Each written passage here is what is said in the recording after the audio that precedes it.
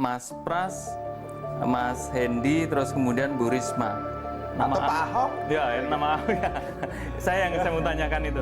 Tapi Atau Pak kelihatan, Ahok, tapi atau Pak Bambang Deha, atau Pak Jarod Saiful Hidayat?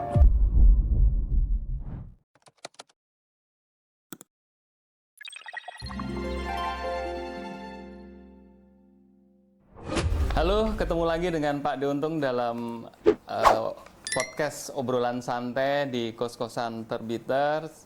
Kali ini Pak Deuntung ditugaskan untuk menemui tamu istimewa. Kenapa Pak Deuntung harus turun gunung ya? Kira-kira seperti yang lalu-lalu. Yang pertama tamunya istimewa, yang kedua anak-anak kos sudah pada pulang ini.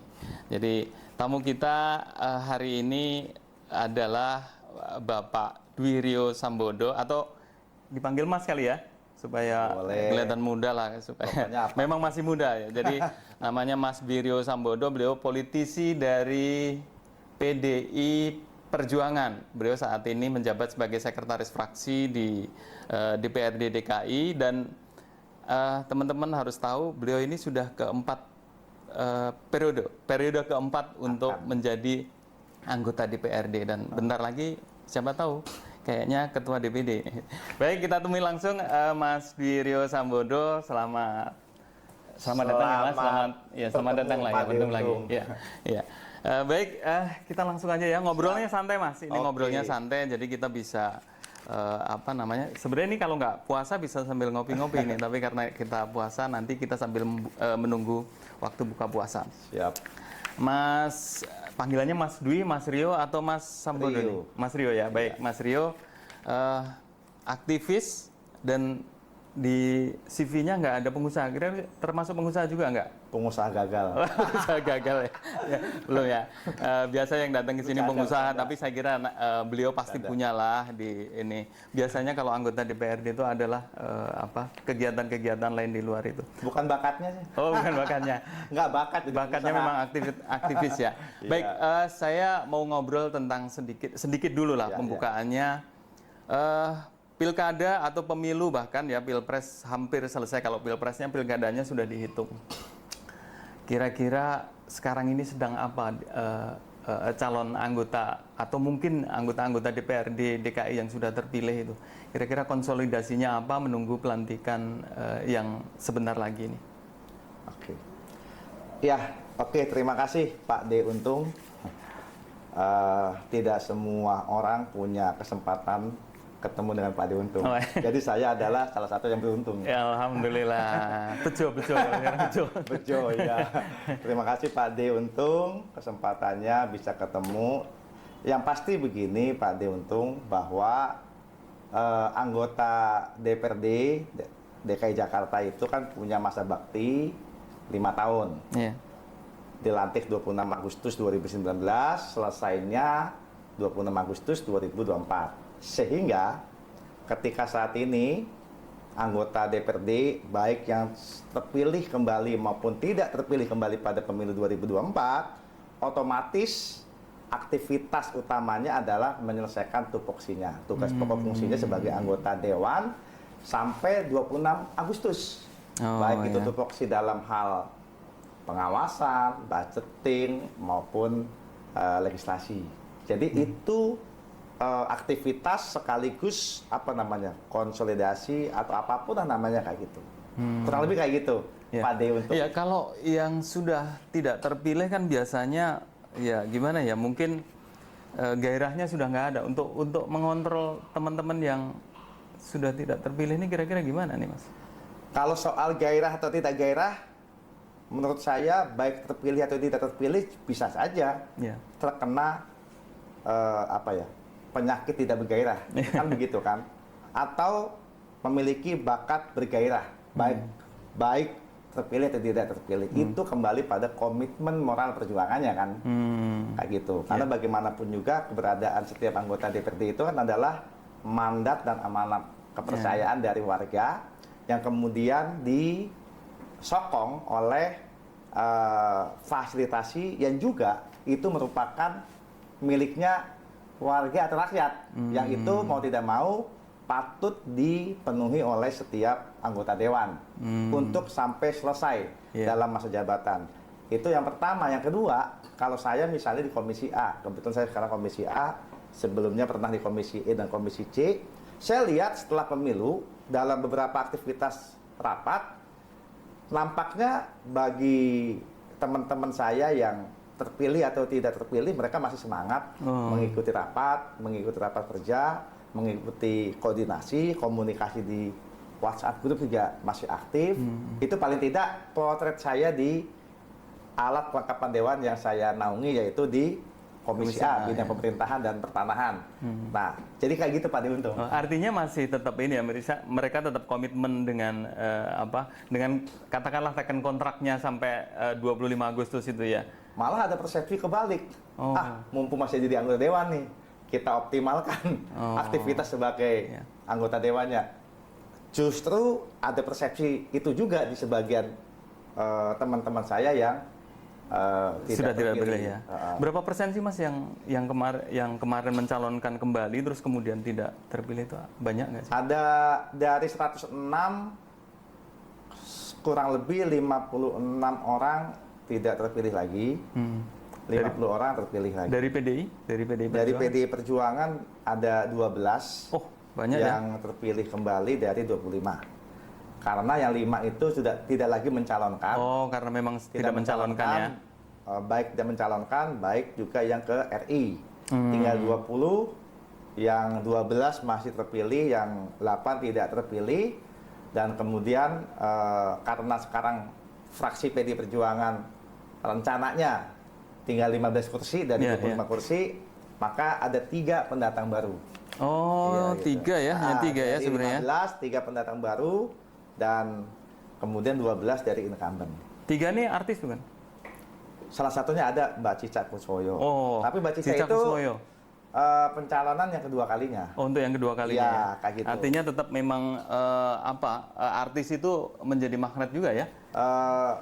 Kalau saya melihat Mbak Cica itu karena mereka atau beliau tekun sih ke bawah. Karena selama 5 tahun ini kebetulan beliau pengurus atau wakil ketua DPD PD Perjuangan DKI Jakarta, dan on the track sepenglihatan saya ya itu aktif setiap saat. Iya. Artinya bukan jualan artisnya ya, karena beliau juga sudah bukan aktif sebagai artis ya. 2023 jadi caleg enggak, tapi sejak awal 2019 restrukturisasi kepengurusan di DKI beliau aktif, dan beliau itu aktif dalam kegiatan masuk dalam struktur lah gitu ya.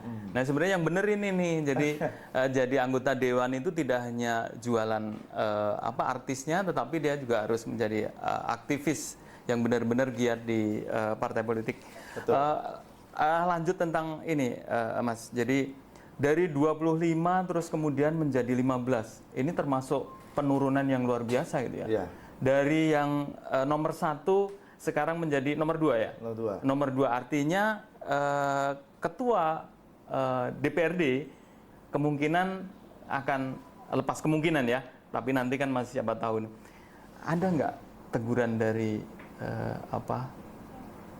pusat DPP lah katakanlah seperti itu, atau mungkin sindiran-sindiran gitu, kok gimana nih pengkaderan atau gimana nih konsolidasinya atau gimana nih turun ke rakyatnya, karena PDI ini kan partai yang dikenal wong cilik, sementara kok ini sampai 5 ya, sampai 10 ya, 10 turun. 10 turun. 10, jadi ini luar biasa gitu. Iya, kita memang dari 10 dapil itu ada penurunan 10 kursi. Yeah. Ada 8 dapil yang masing-masing dapil turunnya 1 kursi. Ada 1 dapil yang turunnya 2 kursi, ada 1 dapil yang bertahan. Itu pertama. Yang kedua, soal teguran dan sebagainya, kita sudah melakukan koordinasi dan evaluasi total sejak pemilihan umum. Nah, secara umum kita melakukan semacam evaluasi dan introspeksi secara umum di tubuh kita. Istilahnya kita masing-masing melakukan kritik otokritik lah gitu ya.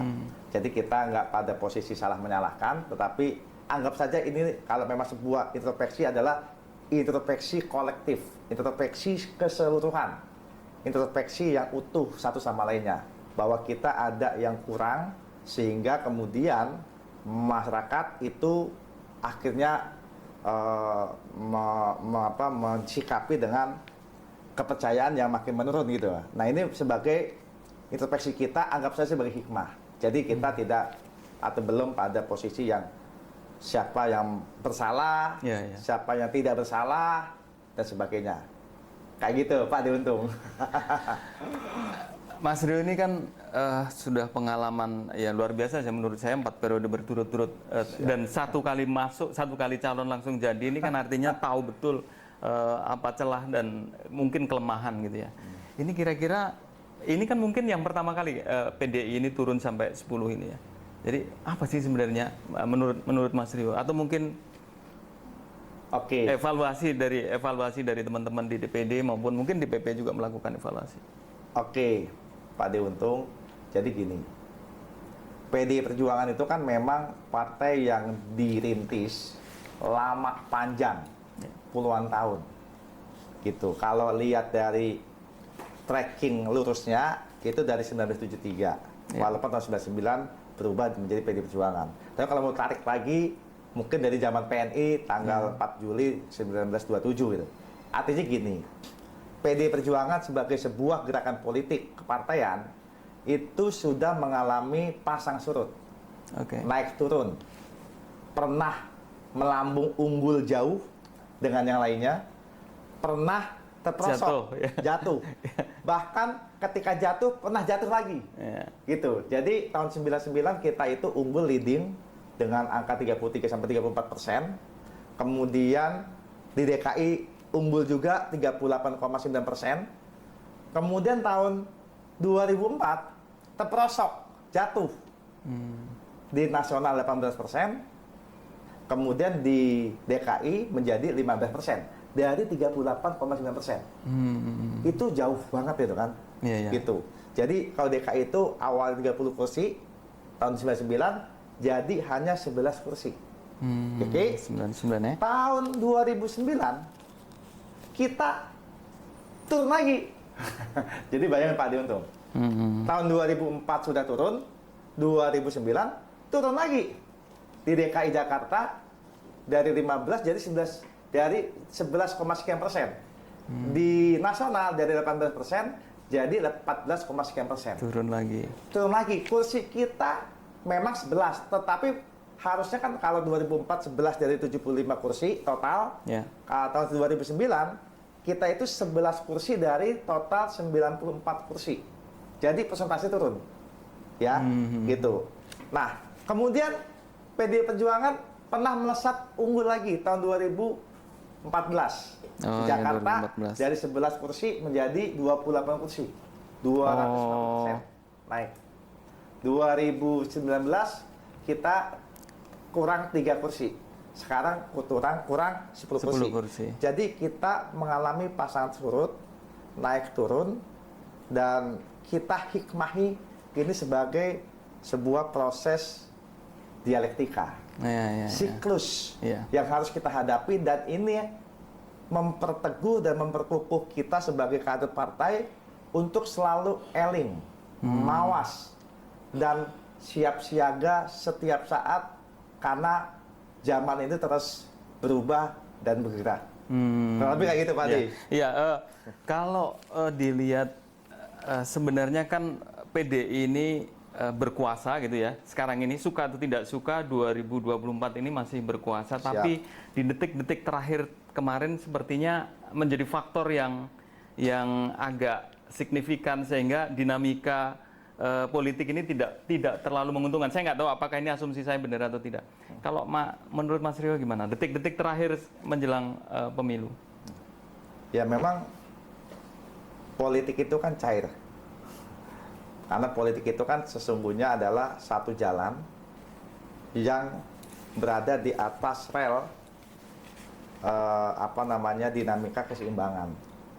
Nah, dalam konteks detik-detik terakhir menjelang pemilu 2024, kita makin memperteguh bahwa memang konfigurasi, konstelasi, dan situasi politik tidak bisa statis. Itu hikmah yang paling kita ambil. Gitu loh. Dan tadi saya menyampaikan introspeksi dan introspeksi. atau otokritik. Introspeksinya apa? Maka tidak bisa dalam berpolitik itu kita hanya nyaman, nyaman di zona nyaman, kayak gitu. Nah, disitulah kita mengartikan bahwa ternyata yang namanya kawan itu tidak bisa langgeng, yang namanya lawan juga nggak bisa langgeng. Politik, gitu. Karena kawan dan lawan dalam arena politik adalah sesungguhnya adalah siklus yang bergerak dinamis. Kayak gitu kurang lebihnya gitu. Iya. Tidak ada kawan abadi dan lawan abadi, yang ada adalah kepentingan lah. Kira-kira seperti itu ya. Kepentingan untuk bangsa kan. Nah, kebetulan hari ini ada perspektif melihat kepentingan bangsa yang berbeda gitu. Tapi tetap aja orientasinya adalah kepentingan bangsa. Tadi kan ada politik itu cair ya. Kira-kira ke depan itu bisa cair dengan kekuasaan, misalnya yang sekarang sedang berkuasa, misalnya dengan kalau kemarin itu di Pilpresnya 02, kira-kira PDI di Jakarta kira-kira cairnya ke sana nggak, aliran cairan ini? Jadi Pak Untung gini, kalau kata Bung Karno itu kan gini, ada istilahnya meja statis dan restar dinamis. Kita cair, dinamis, yes. Tapi kita punya prinsipil, gitu. Sepanjang kedinamisan itu tidak mengganggu prinsip-prinsip utama orientasi politik kebangsaan kita, kenapa tidak? Kayak gitu. Kita pernah 10 tahun jadi oposisi. Kita pernah nyaris, bukan nyaris, 10 tahun juga jadi penguasa. Kayak gitu. Dan kita pernah 32 tahun jadi oposisi, Orde Baru, dan sebagainya. Jadi, itu sesuatu yang menjadi keniscayaan. Dan ya kita hadapi dengan ini aja, dengan penuh hikmat aja. Kayak gitu Pak De. Kalau prinsip yang bisa kira-kira membuat konsolidasi demi kepentingan bangsa, kira-kira seperti apa sih Mas? Pertama, kepentingan persatuan, persatuan kebangsaan, kan gitu. Ya, kata Soekarno, sosionasionalisme. Ini payung ideologisnya kan gitu. Kedua adalah kepentingan keberpihakan terhadap rakyat, kepada warga. Apa itu kebijakan-kebijakan yang berkeadilan, kayak gitu. Apa rumusannya, terjemahannya banyak.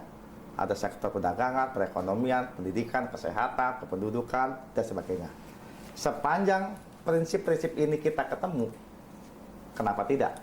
Baik ketemu di outsider kekuasaan maupun ketemu dalam ruang kekuasaan. Itu saja sih Pak De Untung. Ya, artinya potensi untuk benar-benar mencair itu ya artinya nggak ada masalah ya buat PDI ya, meskipun sekarang masih agak-agak kaku gitu. Apalagi saya dengar katanya Bu Mega mau ketemu ya. Ini PDI DKI ini Bu Mega atau Mbak Puan sih? Mencair dalam situasi tapi membeku dalam prinsip. Gitu ya. Ya, sebenarnya pertanyaan saya ini mau mengarah ke soal Pilkada DKI gitu. Jadi ya, terutama Pilkada DKI ini sangat jadi PDI Jakarta ini kemarin luar biasa karena periode sebelumnya tuh bisa maju sendiri bahkan ya. Nah, sekarang ini ibaratnya untuk ketua DPRD mungkin nanti masih bisa challenge dengan yang sekarang berkuasa gitu. Terus untuk yang DPRD, untuk yang Pilkada DKI tentu saja nggak mungkin maju sendiri gitu. Kira-kira yang paling dekat mana nih? Nasionalis, agama, atau ya yang mungkin satu arah atau apa? Bagaimana?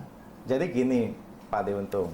Pertama, kita sesungguhnya tidak sedang mendiametralkan atau membenturkan apakah itu nasionalis, tidak nasionalis, Islamis, tidak Islamis, dan sebagainya.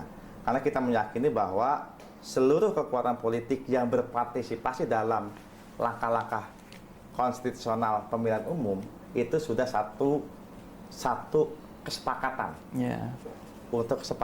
untuk berjuang dalam politik kebangsaan. Kayak gitu loh.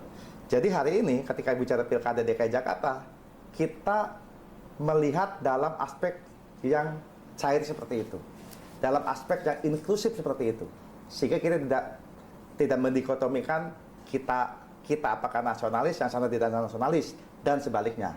Jadi sama siapa saja memungkinkan untuk melangkah bersama-sama, kayak gitu, ya. Apalagi kemarin kita pilpres fine-fine saja sama kekuatan-kekuatan selama ini mungkin kita dianggap tidak bisa berangkulan, kita fine-fine saja sama PKB, sama PKS bahkan, gitu kita rangkulan dan sebagainya. Dan kemudian kalau itu kemudian hendak atau menjadi tuntutan dikonversi dalam persiapan menyongsong pemenangan pilkada harus bersama-sama, kenapa tidak? Kan begitu kurang lebihnya. Bisa-bisa saja. Dan saya yakini kalau lihat dari konfigurasi dan peta di lapangan, rasanya di bawah juga oke-oke saja, kayak gitu. Sepanjang memang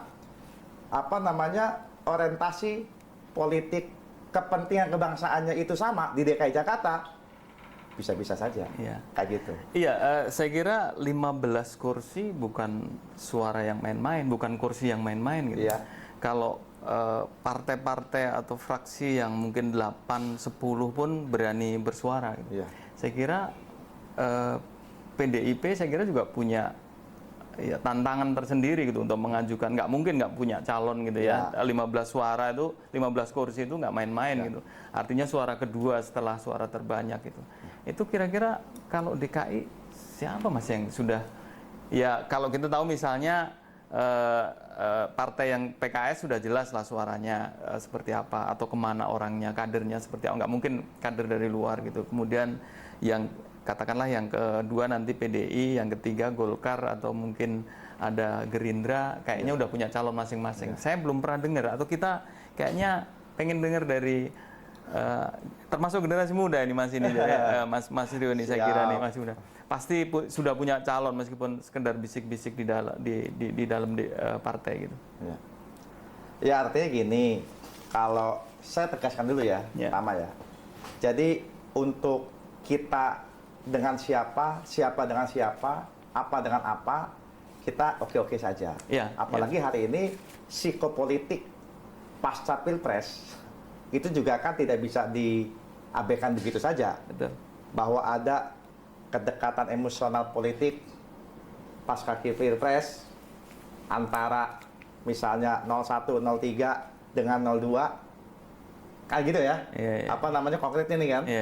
Kemudian kita bisa mengkonversi dalam pilkada di DKI Jakarta bagaimana koalisi 01, 03 berkonsolidasi dan berhadapan dengan 02 dan lain-lain. Calonnya 02, kenapa enggak? Kayak gitu. Bahkan ini bagian dari sparring partner yang sehat. Dan tahun ini kan tahun politik gitu kan. Sparring partner yang terus-menerus ini kayaknya. Kayak gitu. Ya, dan ini juga kalau bagi saya nih, ini pribadi ya. Pribadi ya bagi saya. Kalau yang terjadi, itu bahkan bisa menjadi upaya untuk menembus persepsi pandangan yang selama ini seakan-akan. Ya kan, si A nggak bisa ke B, si B nggak bisa ke C, dan sebagainya. Seakan-akan PDI Perjuangan nggak bisa dengan PKS, PKS nggak bisa dengan PKB, PKS dengan PKB bisa tuh. Nyatanya bisa. PKB dengan PDI Perjuangan sering, Nasdem dengan PDI Perjuangan sering, PDI Perjuangan dan PKS di banyak daerah juga pernah kayak gitu. Dan kalau di DKI Jakarta memang itu mau dibungkus rapi, istilahnya sekarang gitu kan, kenapa tidak juga kayak gitu. Dan itu sekali lagi menyehatkan kayak gitu, kompetisi politik yang sehat gitu kan. Nah itu pertama. Kedua soal sosok. Jadi begini Pak Diuntung, PDI Perjuangan itu salah satu komitmen dan misi politiknya adalah membangun kaderisasi nasional dan kaderisasi daerah, kaderisasi lokal. Itu komitmen kita, gitu.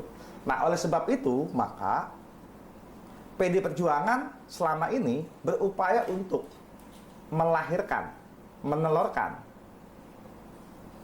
calon-calon pemimpin, termasuk di daerah, termasuk untuk menyongsong pilkada, termasuk DKI Jakarta. Kita banyak stok, kayak gitu. Kita banyak stok, ada stok gitu.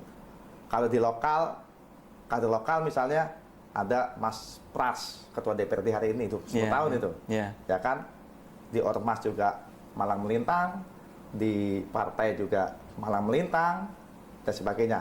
ada Mas Prasetyo Edi Masudi, Mas Pras. Kemudian ada lagi kepala-kepala daerah yang prestasinya saya pikir juga tidak bisa dianggap main-main. Ya, ada Mas Hendy dari Semarang, ada Bu Risma dari Surabaya, kemudian ada yang lain-lain juga gitu.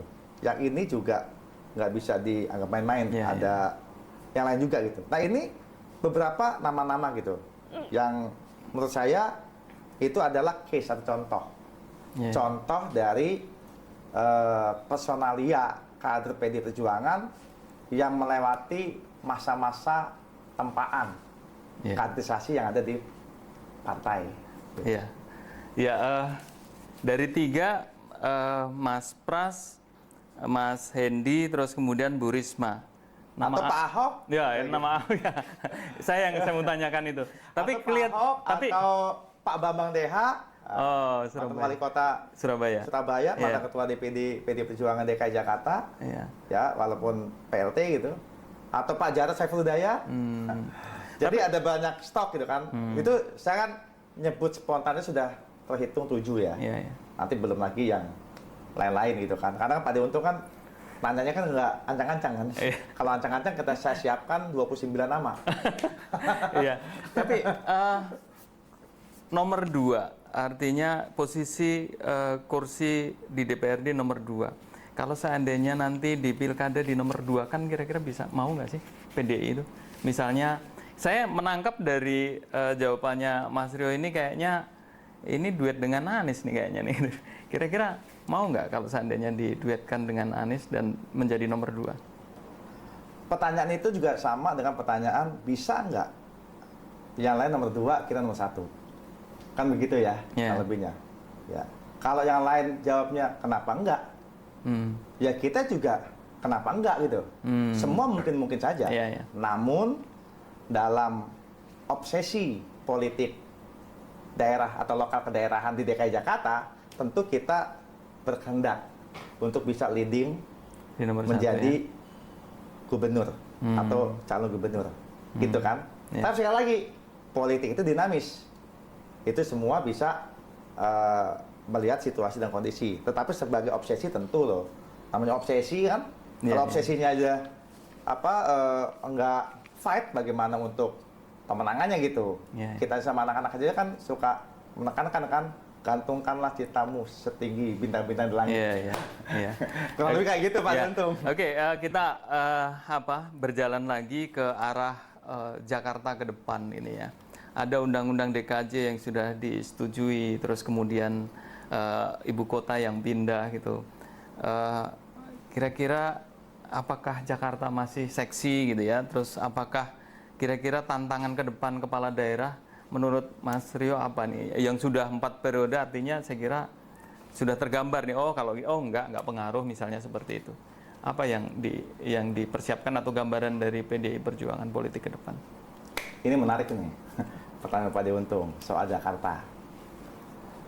Jadi gini, saya ingat salah satu senior saya namanya almarhum Giat Wahyudi kan. Dia bikin tulisan tentang satu tulisan yang menurut saya cukup cakep dan bisa menjadi referensi. Peta lawas jalan baru Jakarta. Gitu. Seterusnya dalam pemikirannya gitu kan.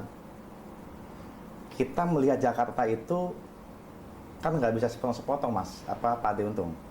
Kita nggak bisa sepotong-sepotong. Ya, kita lihat dari aspek historisnya, aspek sosiologisnya, aspek orientasinya dan sebagainya. Gitu loh. Nah, Jakarta nanti formalnya 17 Agustus 2024 tidak lagi jadi ibu kota. Begitu kan? Kalau amanat Undang-Undang 3 tahun 2022 harusnya 15 Februari kita selesai. Jadi ibu kota. Gitu loh. Nah, dalam konteks ini maka saya berkali-kali ngomong atau bicara bahwa lihat Jakarta itu hari ini dan ke depan itu nggak bisa dilepaskan dengan masa sebelumnya. Gitu loh. Nah, misalnya gini. Kalau pertama, aspek pemerataan pembangunan. saya 101% setuju bahwa ada pemerataan pembangunan dan kemudian pindah ibu kota. Saya setuju. Dan itu juga cita-citanya Bung Karno tahun 55 atau 60-an dengan menyiapkan Kalteng itu. Saya setuju itu. Bahwa ada pergeseran yang sangat-sangat signifikan dan masif yang harus didorong. Nggak bisa cuma pelan-pelan. Gitu. Nah, kedua, ya, maka perlu disiapkan dua lini utama secara bersamaan. Pertama adalah calon ibu kotanya di Kalimantan Timur, itu harus digarap sungguh-sungguh, nggak bisa main-main, apalagi ini cuma urusan kepentingan personal, siapa punya lahan kemudian dibisniskan dan sebagainya, itu harus dihapuskan tuh. Kalau ada yang begitu, saya perlu sampaikan gini untuk menyampaikan pesan kepada siapapun, jangan main-main soal nasib masa depan bangsa, kayak gitu. Yang kedua, lini yang kedua adalah Jakarta. Jakarta ini juga jangan diabaikan begitu saja, gitu loh. Kalau ada kawan baru, teman lama jangan diabaikan. Jangan ditinggal. Jangan ditinggal ya, kayak gitu ya, Pak Dionto ya, kayak gitu. Sama dengan ini, jangan keasikan menyerang, kayak gitu. Pertahanannya bobol kalah, kayak Liverpool di final Liga Champions lawan Madrid kan. Nah, kayak gitu. Itu juga dipikirkan oleh pemerintah pusat, dan itu juga jangan cuman hanya formalistik saja. Seakan-akan undang-undang selesai, kemudian apa? Apalagi undang-undang DKJ diselesaikan dalam waktu yang sepertinya nampak cepat, tapi ini mencurigakan dan mencemaskan kayak gitu. Gitu loh. Misalnya dari aspek apa? Banyak aspek gitu. Katanya ada aspek penataan kawasan, aglomerasi. Itu nggak gampang loh. Jakarta, Banten, Jawa Barat, Tangerang, Bekasi, ya. Ngurusin daerah-daerah vakum saja, yang dia nggak masuk Depok, nggak masuk Jakarta, itu udah ribetnya minta ampun. Karena begitu. Kemudian aglomerasi ini juga ditempatkan sebagai apa? Apakah memperkuat pertumbuhan? Apakah memperkuat pemerataan atas pertumbuhan? Jangan sampai kita mengalami atau melakukan kesalahan fatal yang sama dengan Orde Baru, trickle down effect. Ya kan? Pertumbuhan yang membuat yang kaya makin kaya, yang megah makin megah, yang comeng makin yang miskin makin ketinggalan, miskin sama miskin dan sebagainya. Itu harus jelas juga, gitu loh. Ya, kayak gitu. Kemudian ada dewan aglomerasi. Itu jelas juga. Siapa orangnya, kecakapannya kayak apa, orientasi kayak apa, regulasi kayak apa. Ada 22 peraturan pelaksana yang harus dibuat setelah Undang-Undang DKJ. Ya, Undang-Undang DKJ. Undang-undang yang disahkan kemarin bulan Maret. 2 peraturan pelaksana. 7 Pergub, 8 Perda, 2 Perpres, 3 peraturan pemerintah, satu lagi Permendagri, Permen.